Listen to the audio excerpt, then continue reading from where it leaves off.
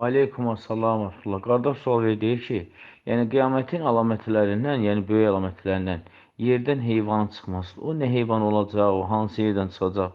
Ümumiyyətlə qardaşım, qiyamətin böyük əlamətlərindən bəli hədislərdə gəlib ki, Peyğəmbər sallallahu əleyhi və səlləm buyurur ki, yəni Allah Subhanahu taala böyük bir heyvan çıxardacaq. Yəni insanların qarşısını keçəcək böyük bir əzəmətli heyvandır ki, hansı ki o heyvanı yəni insanlar görməyiblər, tanımırlar, bilmirlər.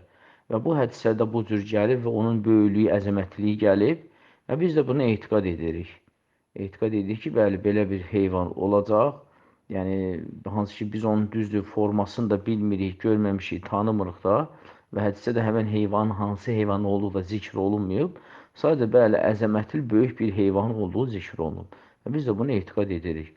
Amma o ki, qalacaq ki, insan, məsələn, tam ki, təcili pul lazım olsa, kimdənsə borc istəyən zaman birinci Allaha dua eləsin, təvəkkül eləsin, getsin borc istəsin, yoxsa necə?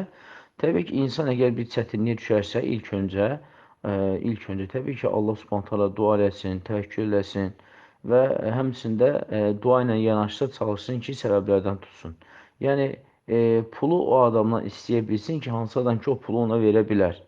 Yəni hər də belə deyim də hər kəsdən də istəməsin. Çünki bu da artıq düzgündür. Çünki sən bilirsən ki, filan kəsdən istəsən o sənə verməyəcəksə, yəni elədən gedib istəmək də düzgün deyil.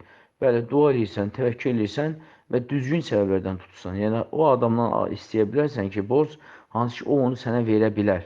Amma təxmin elədiyin adam ki, bunu verməyəcəksə, o zaman gedib ondan istəməyin də düzgün deyil.